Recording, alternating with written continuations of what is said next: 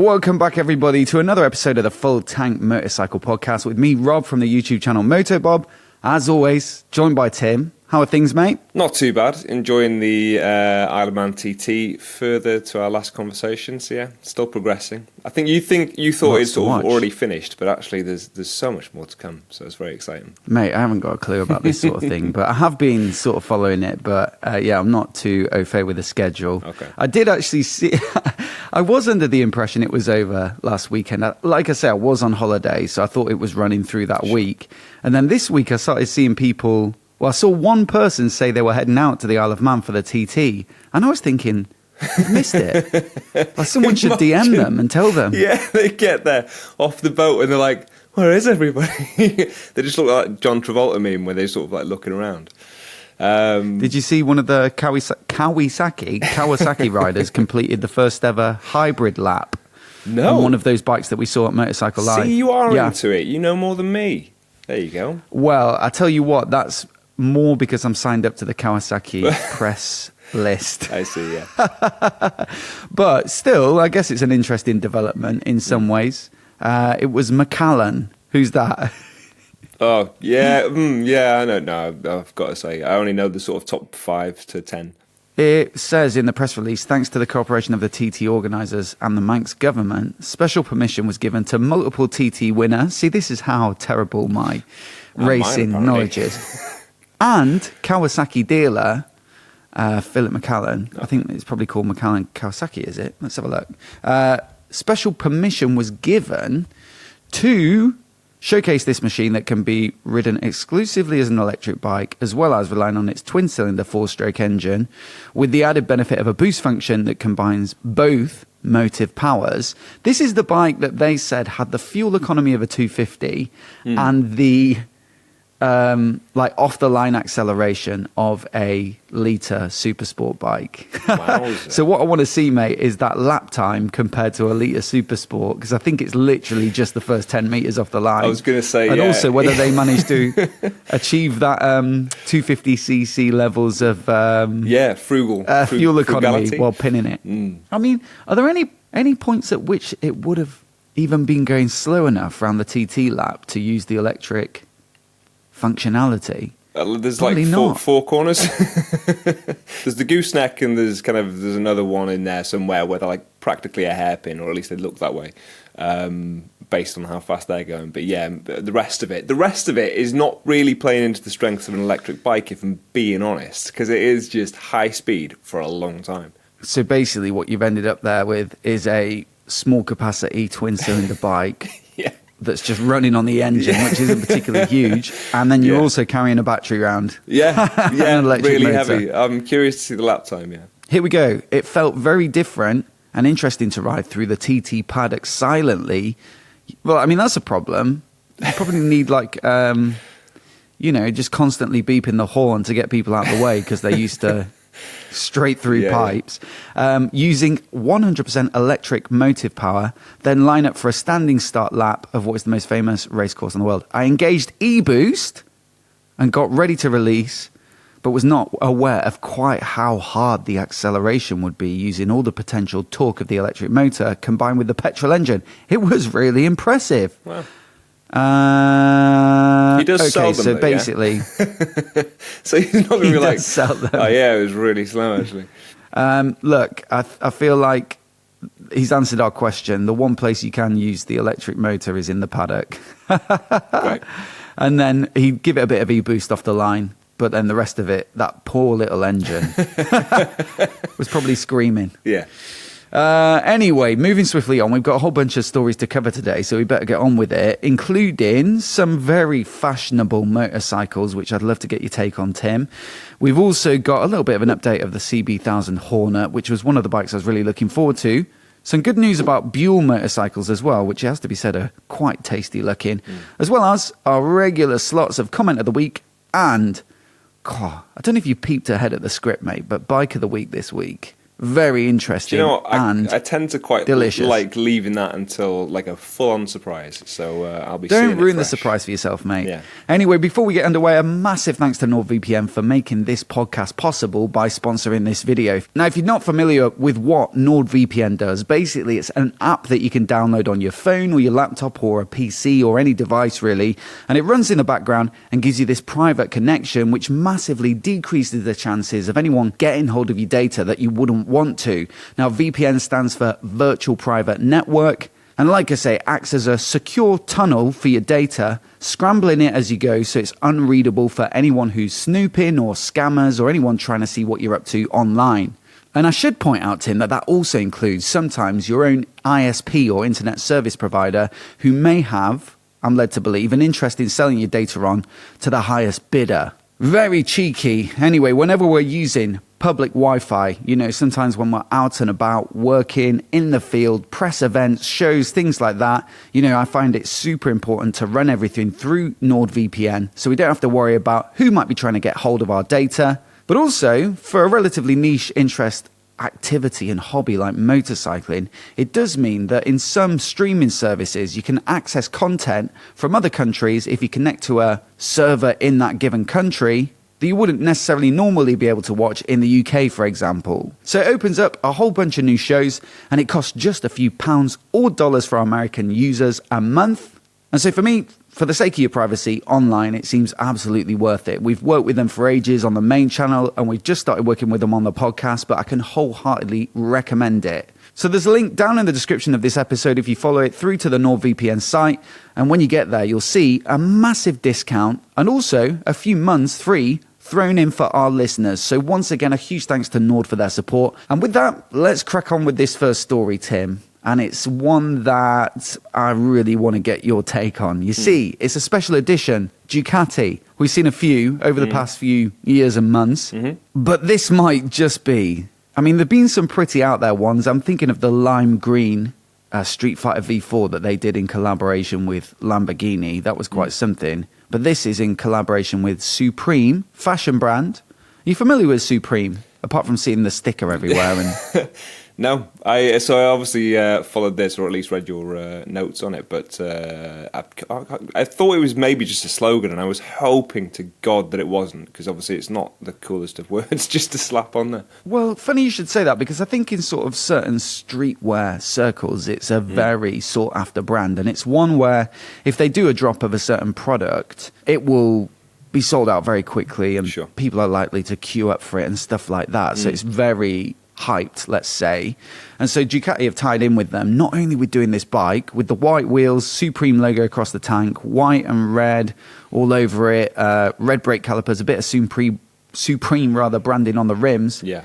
But also, because they're a fashion brand, now I think there's a few items of casual clothing, but you can get matching leathers and a matching helmet, of course, Ducati and Supreme branded. First impressions, visually... Good colour scheme, I will give them that. I like the logo, or at least it's like a band across the tank, isn't it? But rather than kind of going with the lines of the bike, it goes to the top. So yeah, that works, and that actually extends to the helmet, I'm just noticing as well, because the way you'd be sitting, that also is the same kind of line, which is quite cool.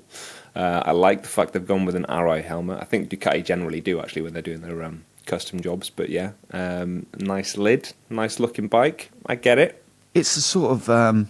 bold choice, but what I would say is it actually looks almost a bit racy, and in some ways, especially the leathers, a little bit almost retro. Yeah.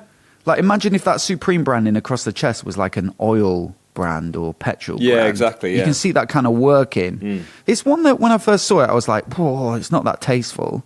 But the more I've looked at it and pictured it in that sort of retro racing kind of style, it has grown on me a little bit, although I don't think...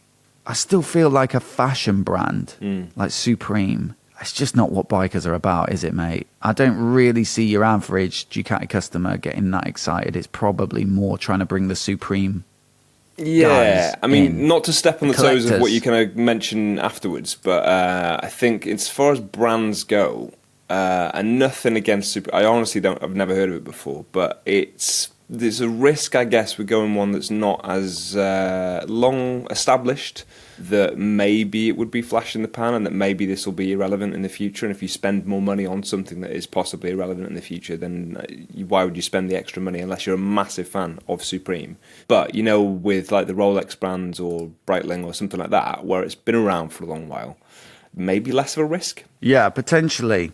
Price-wise, given what they've charged in the past for kind of like limited run bikes, I'd imagine it'd be something eye-watering, like the Lambo Streetfighter I mentioned. Sure. I think that was up at like 50-odd thousand. Same for the Diavo V4 for Bentley that they did recently. I think that's up in that sort of like £59,000 kind of mark. And also, just to give you some context, Tim, if you can get into your WhatsApp messages, it's just occurred to me about something that I saw recently. Go on. So, have you ever seen these little trail bikes that are, I think, just for getting around farms in the US? It's called a Coleman CT200U. It's got like, it looks like wheelbarrow tires. Yes. Yeah. Okay. And yeah.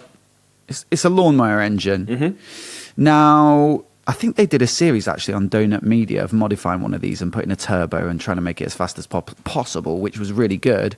But look at this, mate, okay? Next link, drop it in your inbox. I'll put it on the screen for our viewers and listeners right now. This is the Supreme edition of the Coleman CT200U, and look at the price on it. Oh my God! What? £13,000. How much are the... Wait, I can't see how much the other ones How are. much is it normally? Yeah, what's the normal price? $600, apparently, for a standard bike. $600. I think you could buy them at like just... It's like Sorry. readily available at... $600 normally? I think so. I'd love one of those for $600. Hell yeah. £13,000 on the other hand. I think they originally sold it for $1,000, so it was like $400 more than usual. Okay. But I think what we're seeing here is like, if you Google that Supreme edition... I'm seeing $8.5 grand, 13 grand, 6.5 grand. Someone scalped it and they're just trying to make a cheeky. Well, I think once they sold out and then people later realised. It's the kind of Logan Paul Prime thing where people are paying £10 for a bottle of crappy Exactly. Lucozade. So that is the power of the Supreme brand that we're seeing right there. So actually one of the sort of PR managers at Ducati once said to me about the limited editions for Ducati is that they're one of the few brands, have we mentioned this before on the pod? Where they actually go up in value. So if you look at what a Lamborghini Streetfighter would fetch now, or they did a Lamborghini Diavolo a while back, it's generally more than the RRP. Whereas if you look at some of the others like the TFC bikes from Triumph, they haven't held their value. They've gone down a little bit. Maybe they've gone down a touch slower than like the standard version of that bike. But ultimately, it's only really the Ducatis that act as an investment. Yeah. Probably because they're tying in with these external brands. So you've got that massive hype around. If you've got a Lamborghini, then 50 grand on a matching bike probably sounds quite appealing. Yeah. And if you miss the first run of it, you'll probably pay a little bit extra. Yes. So maybe it will hold its value, and maybe it will. I mean, if it appreciates, what's that? In that one instance, admittedly, but if you pay $1,000 and people are advertising them now for $13,000, that's a big return. So if you got a Supreme Streetfighter and it costs you 50 grand, what would that be? 50 times 13. Come on, mate. I mean, it won't be that. 650,000. It ain't gonna be that.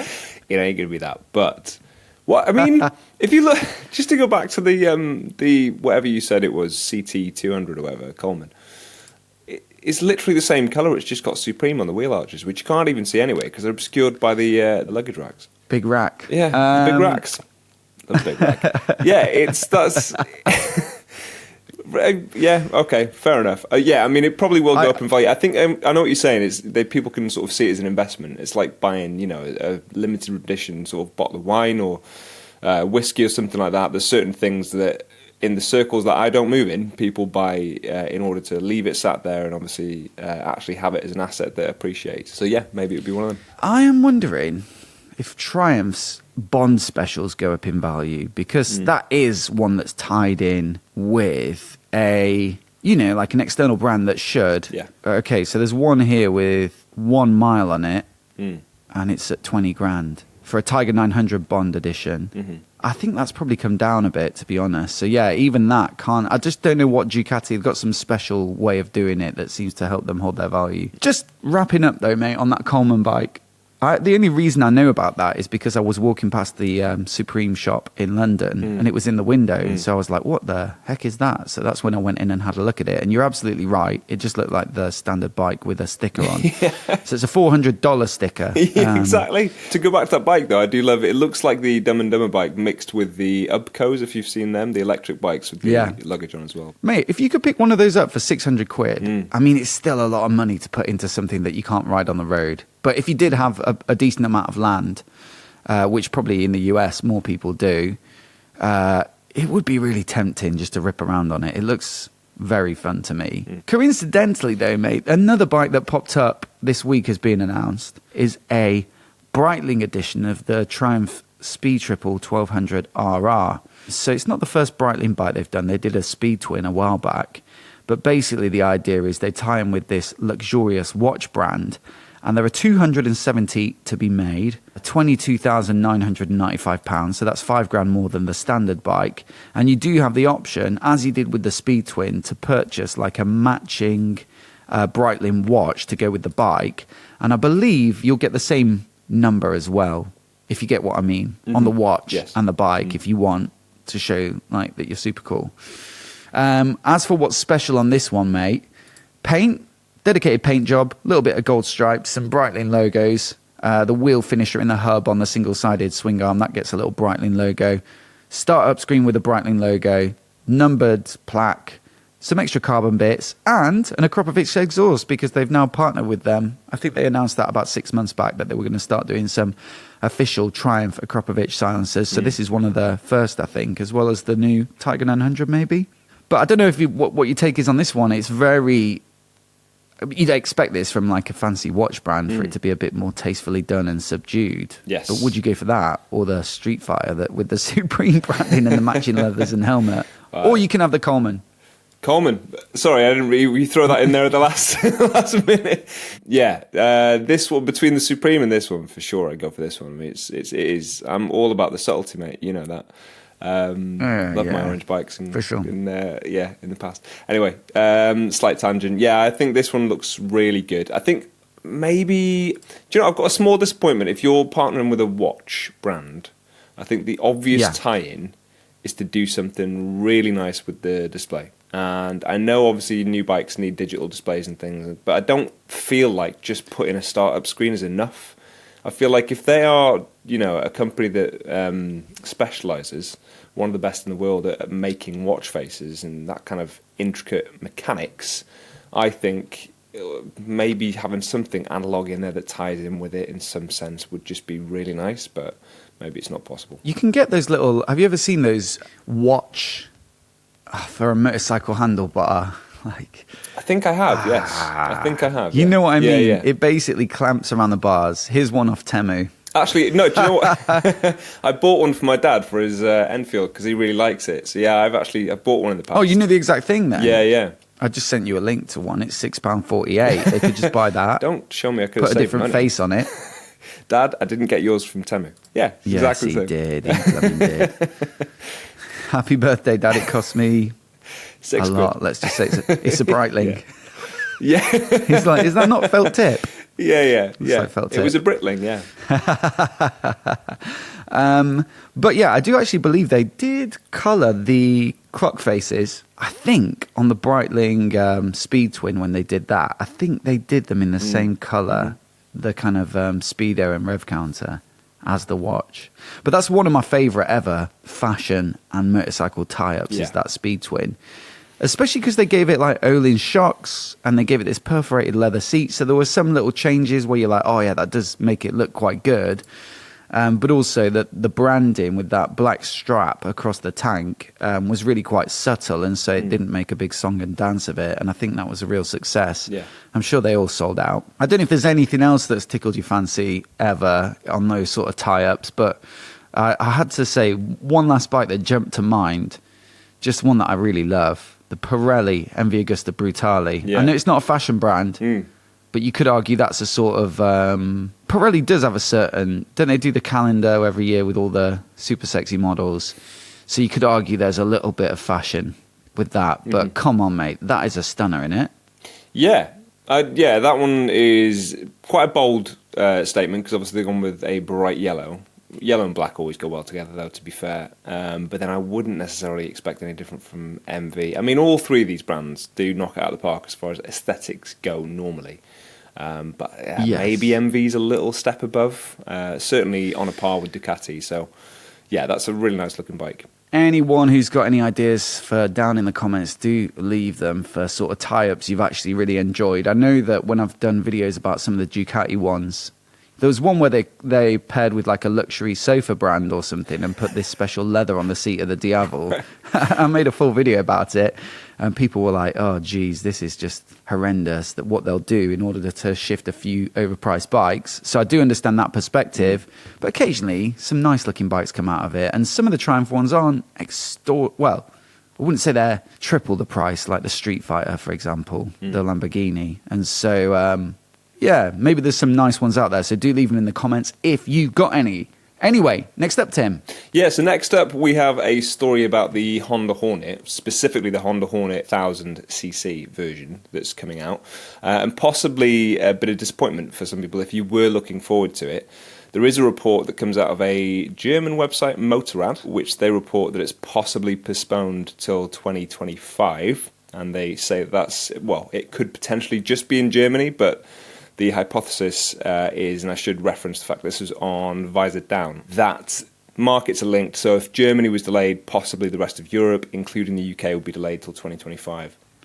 It'd be really unusual, wouldn't it, to launch it in, the UK, but then postpone it in Germany. That just really is rare that would happen. So yeah, no, exactly. So with this one then, first and foremost, if you've not come across the bike before, you did a lovely account of it at the EICMA show. Mate, one of my favourite bikes of the show, really? To be honest. Just for the idea that it would be a more affordable litre naked bike. You know, I think that's the general gist of it, isn't it? Yeah. I mean, yeah, so in terms of the updates from the outgoing CB1000, so this one is still 4-cylinder Hornet.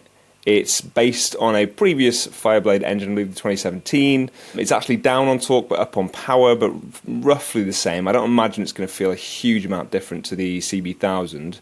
It's got a new subframe, and it should be pretty aggressively priced. So that's kind of why you would get excited about it, I suppose. And actually, I'd say the 1000cc Hornet, or the bigger capacity Hornet, has always been something that people kind of get behind because based on, I mean, the original 600 and the 900, I think it was. People always said to get the bigger one because it was exciting. I think that's slightly less of an issue now because the 750 is a bit of a unique animal. It's punchy, mate. Yeah, exactly. Yeah. It's not, you're not going for like. You're not going for a smaller 4-cylinder and then a bigger 4-cylinder where, yes, you probably want the bigger one for the extra sort of torque, so you don't have to rev it.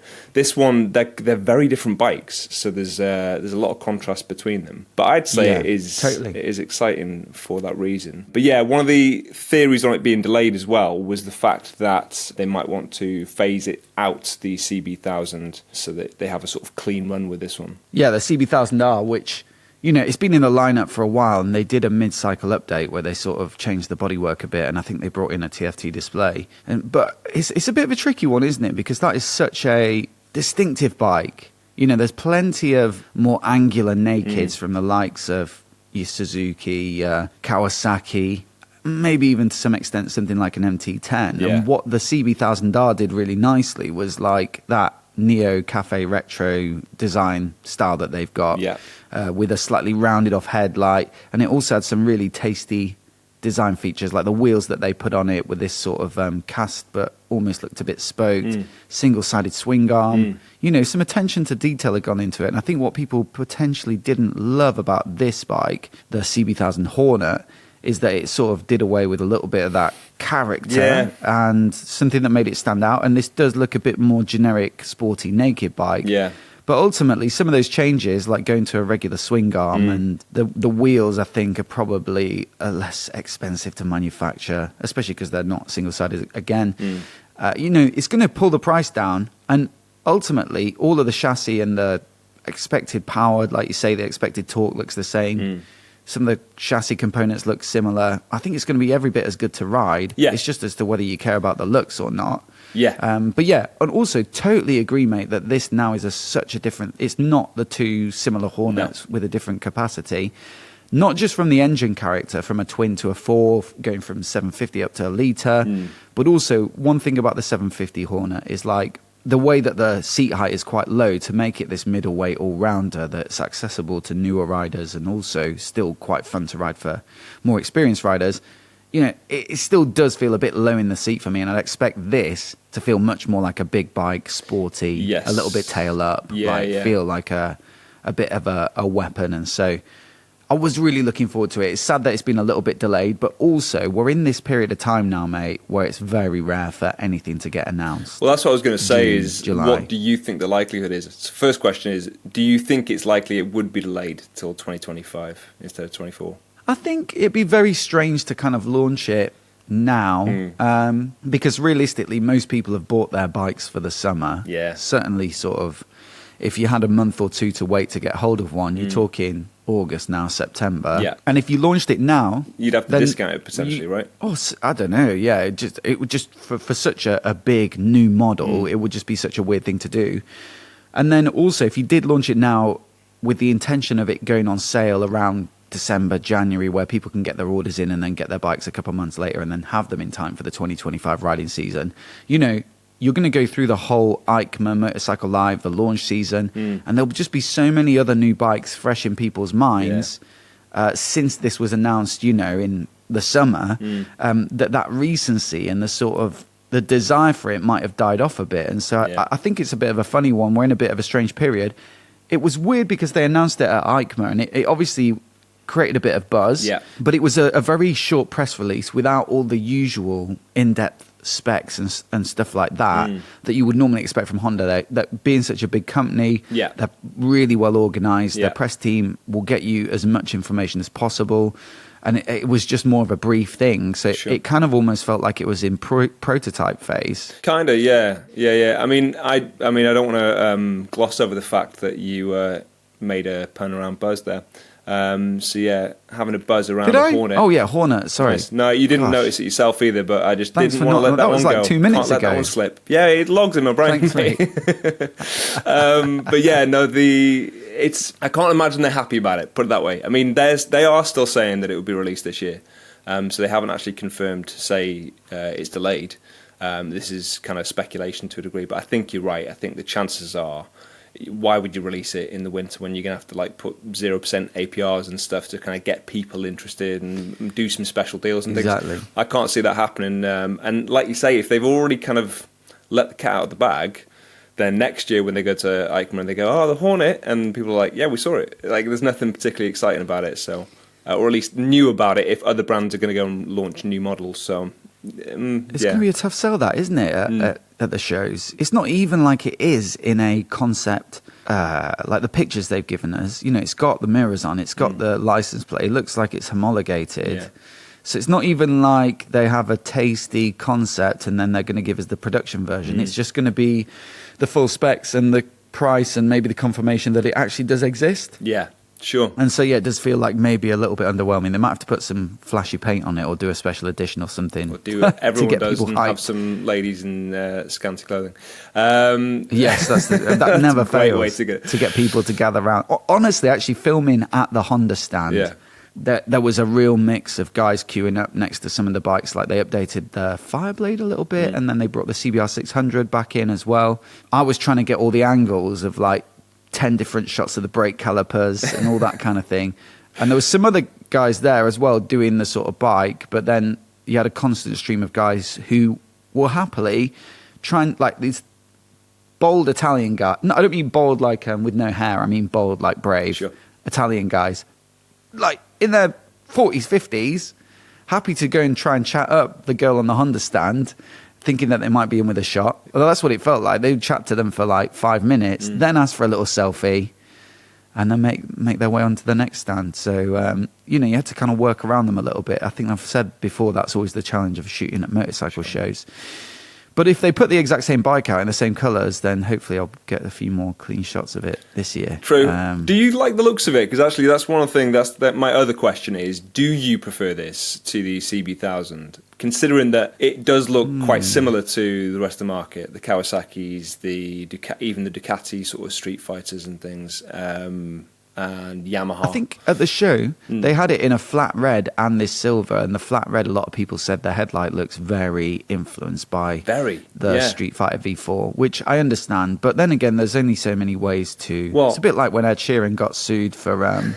copying someone's song, and he was like, there are kind of 8 notes that you can choose from and a few sequences, and there's a lot of common patterns. I do get that. Chances are eventually someone will, and I feel like probably for the front end of a naked sports bike, which with some LED headlights, like, you know, a bit of an aggressive frown. For sure. I mean, they're hardly going to give it a quizzical soft look, are they? They should raise an eyebrow, give it the people's eyebrow.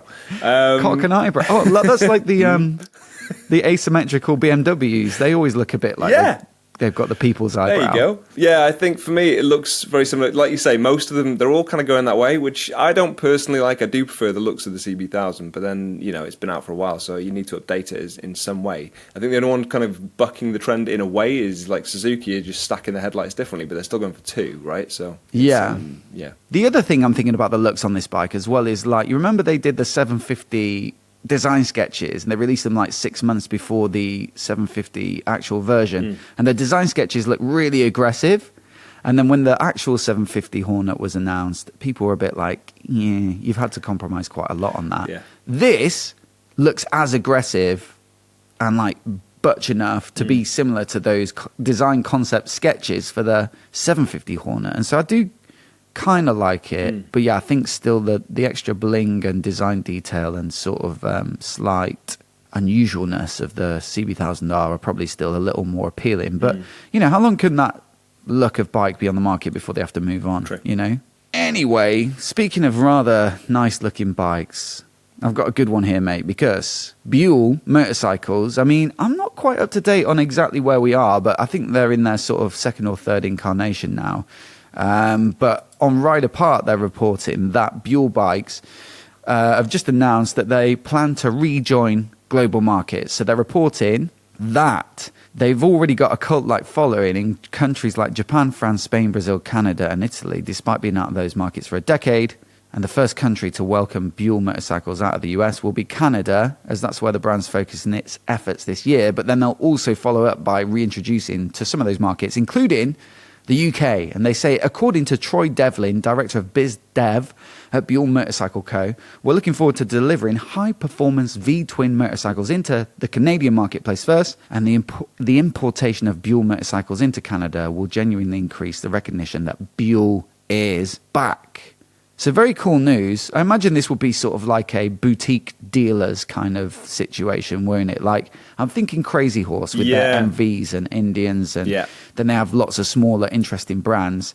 It's going to be something like that. You're not going to just see masses of big Buell dealerships springing up all over the country next year. But I was thinking, mate, looking at some of these bikes, you know, it's good news that they're available on the market, but are there any that you would actually consider purchasing with your own hard-earned cash? So I thought we'd flick through the 1, 2, 3, 4, 5 bikes currently offered on their website and see if any of them tickle your fancy. I mean, the one that is front of mind at the moment, I saw Chase on Two Wheels actually did a first ride of this the other day on YouTube, and I was like, God, I'd love to have a go on that, is the Hammerhead 1190 sports bike.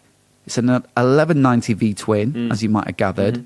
Makes 185 horses, so not bad, right up there with the big bikes. Yeah. Full carbon bodywork, 190 kilograms, wet but no fuel, so probably just over 200 with a full tank. And it's going to start at $20,000, topping out at $25,995 with several options spec'd. Thoughts on this one, Bud? It sounds exciting. Those specs do sound exciting, and also bearing in mind that it is a V-twin. So with that horsepower, you need to keep that in the back of your mind. And I guess similar to KTM's and Ducatis in terms of maybe the performance. But yeah, I reckon with Buells of old, I'd say quite a lot of low end, as in like really, really cheeky acceleration. My dad always, because he absolutely loves Buell, massive fan. and he borrowed one of his mates, and he was saying that you can do overtakes that you really can't do on other bikes because the pickup on it is that immediate. And that's strong, right. Which obviously I guess you'd be familiar with as well with Harleys and things. It's that kind of acceleration.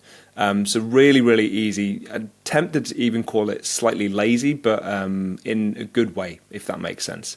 The specs on that sound great. Lightweight, sporty. And I do prefer the looks on that, because if you look at the older Buells, I think one of my only critiques, I've been tempted to buy one in the past, but the one that you see a lot of are the Firebolts, which I do not like the looks of. I didn't like them when they first came out, and I still don't like them now, whereas the naked version, the XB, was more to my taste. So this one, as far as the sporty variant of their bike, I actually think the fairing on that looks really good. Maybe not that colourway, it's a bit bold. I think that was one of the sort of more tasty examples on their website, but there are some more muted ones. Yeah. The one that Chase on Two Wheels was riding, I think it was more like a silver or something like that. So you've got options. Totally agree, mate, on the looks. The proportions of it look very nice. Yeah. The only thing I will say from that side-on shot is, like, comfort-wise, that is an aggressive, proper sports bike from the looks of things. And so maybe, actually, the next bike on the list, the 1190SX, which is the naked version, might be a better shout. I don't know. It's the same specs across the board, same engine, I think. It says 185 horsepower, probably similar ballpark for the weight.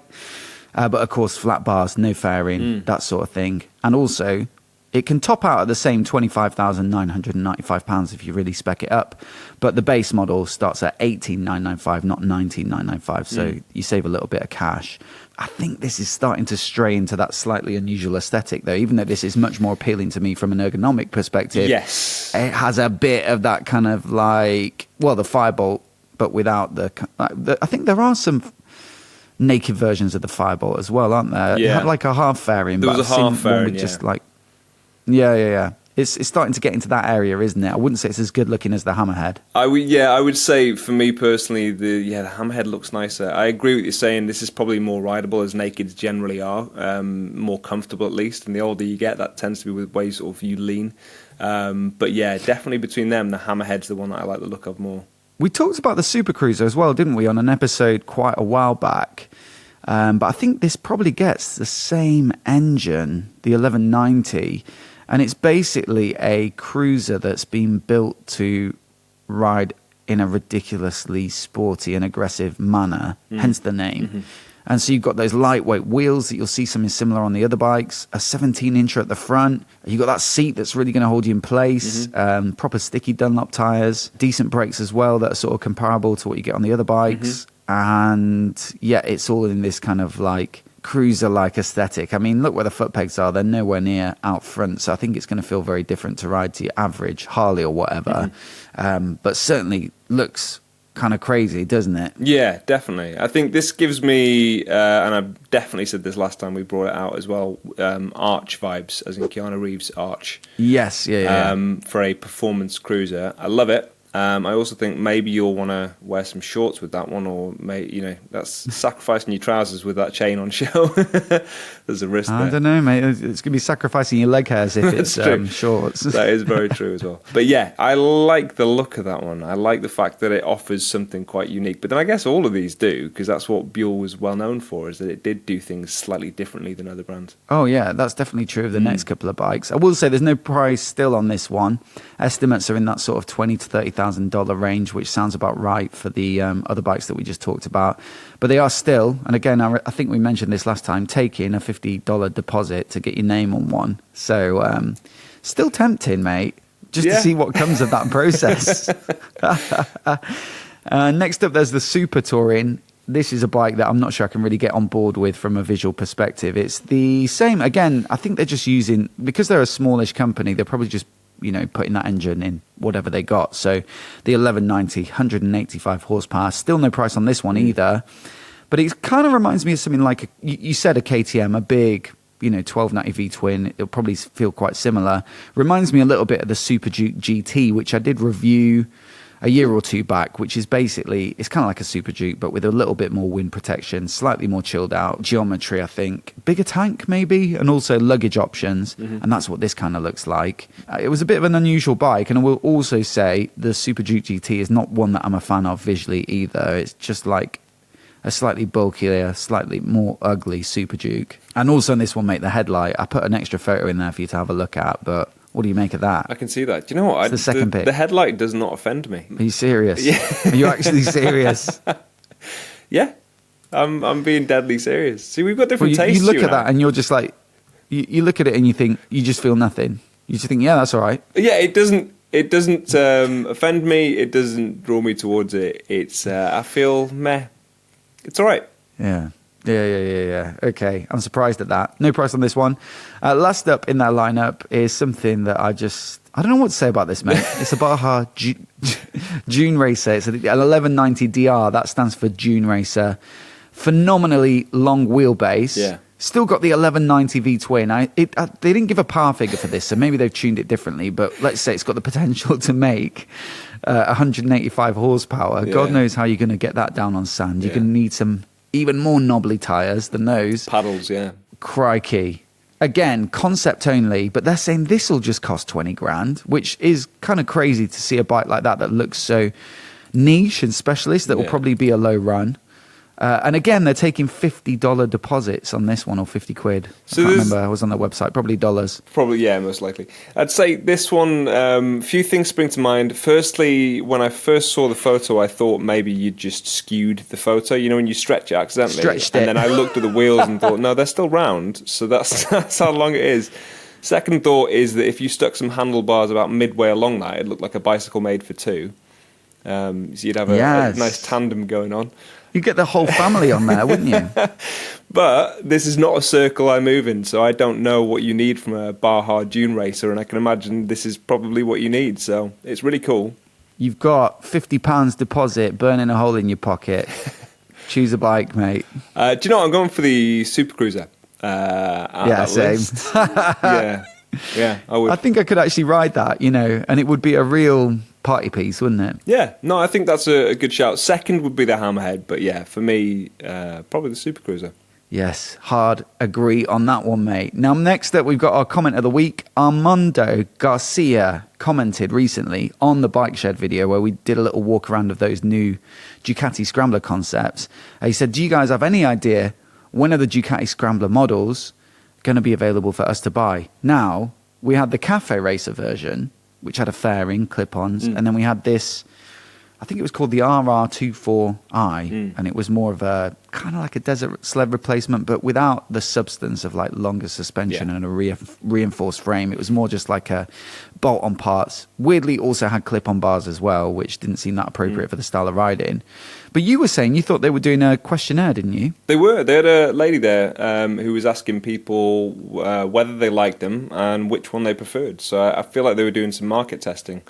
I'm afraid Armando, it really depends on how much people like them. There were absolutely zero timelines given. Yeah.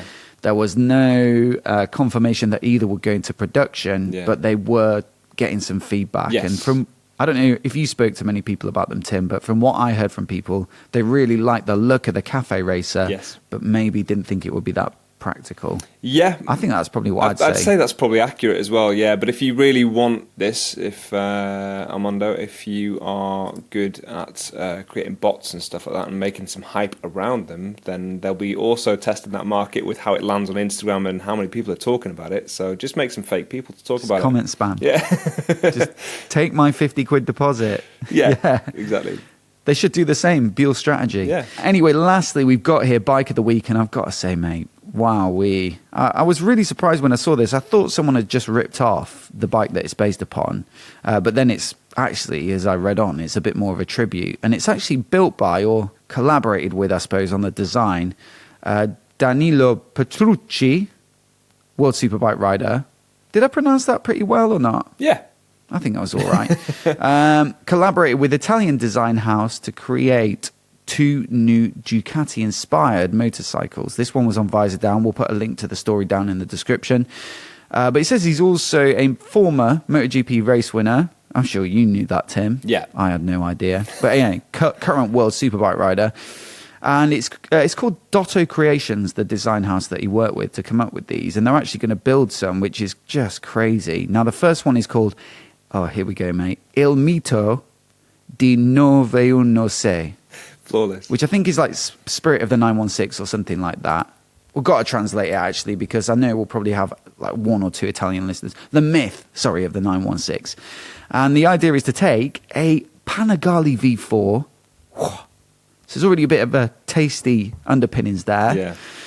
And basically wrap it in this bodywork, which is inspired by the original 916. And if you click through to the story, actually, mate, you can see they've even gone with like underseat exhaust and things like that to really kind of tie it in. I mean, first impressions on that one? Yeah, it's stunning. I like it because it is authentic as well, right? So it is a Ducati, so they can sort of draw from their legacy. It's not like a Chinese brand kind of taking off their style or anything like that. They should be able to take ownership over it. And actually, I do think in a modern take on that, it's what you would want. Yeah, if the manufacturer themselves decided to bring out a bike like that with a legendary name, you want them to take the influences of it, make it better, make it more relevant. And more recent, and I think that's what they've done there. It's beautiful. It's really good. I think the way that they've taken some of those iconic, recognisable shapes, like the headlight, the fairing, the tank shape, even the tail lights and the underseat exhaust. Honestly, I think they've just done a great job of like, you know what you're looking at, but they've just shifted the shapes to make them a little bit more modern and slightly more aggressive, and it just looks absolutely cracking. There's no price on it, but they say 16 of them will be made, so I'm sure they'll get snapped up very quickly, either by Ducati collectors or anyone who's interested in sort of racing and perhaps I'll tell you what's his particular sad about that background. for me is that, I'm never going to get to own it or ride it, but I'm probably never even going to get to look at it, and I really want to see that in the flesh. Yes, me too. Maybe it will be there at something like a show, like EICMA, or... I think Motorcycle Live is probably a long stretch. EICMA's probably the best bet. Yeah. You can't make it this year. But if I do see it, mate, I'll have a really good look at it and think of you. Please do. The second bike as well that they've designed as well is called La Legenda di Handyman, which is such a funny mix of words. It is Handyman, but I assume that... I think it's the Legend of Handyman. Is that his racing nickname? Hold on. Can't be, is it? Gosh, sorry to anyone who knows all this stuff. No, it's not, is it? I think maybe it's a reference to the fact that the bike is meant to be an all-rounder. But basically, it's built upon... I mean, anyone who's watching, I'll put this on screen, have a guess at what it's built upon. I'll give you like 5 seconds. 1, 2, 3, 4, 5. Congratulations to anyone who got Ducati Desert X, but I don't think I would have been able to pick that quickly. Do you? I'd have thought straight away that's built on a Scrambler. Do you know what, actually? I think I possibly would have spotted that was a Desert X. I don't know. Do you know, it might actually have just been the bash guard, the under tray there a little bit. I get what you're saying. The wheelbase, but literally everything else has been taken off. So I get that it is a tough spot, that one. Yeah, I get what you're saying. When you look at the bottom half, if you cover the top up, it does have that stance to it. The exhaust flicking up. And obviously the engine and the bash guard. But it's definitely a bit of a transformation. I actually think the handyman thing as well is, just having a quick read earlier, was like a reference to the sort of versatility and all-rounderness, which you probably couldn't say of the 916 sort of bike. But this one does have a little bit of the look of a bike that you could just hop on and do anything on. It looks like you could hoon around on it, but also do a bit of like flat track style riding. Or I mean, it'd be funny if they did put the handyman name with the 916 instead. That would be, interesting. Maybe they should have, again, stick a top box on it. This is what I'm saying. People don't exploit this enough with sports bikes. Yeah, exactly. Truly, the ultimate all-rounder is a Panigale V4 with jibby top box. Yeah. There's 10 of these going to be made as opposed to the 16. Not sure why. But again, sure, they'll all sell out very quickly, and it's quite a striking-looking bike. But the 916 is the one for me that just looks phenomenal. For sure. Anyway... A massive thanks to everyone for listening today. Really enjoyed this one. If you're listening on audio, of course, there are a lot of visuals to accompany some of these conversations. So please do head over to our YouTube channel. Just search for Full Tank Motorcycle Podcast on YouTube. And also, please do leave your comments down below, not just when I've specifically said to, but just with your general thoughts on the episode and some of the stories, because we love sifting through them and pulling out our comments of the week for the next episode. Once again, a massive thanks for listening, and we'll see you next time. Bye-bye.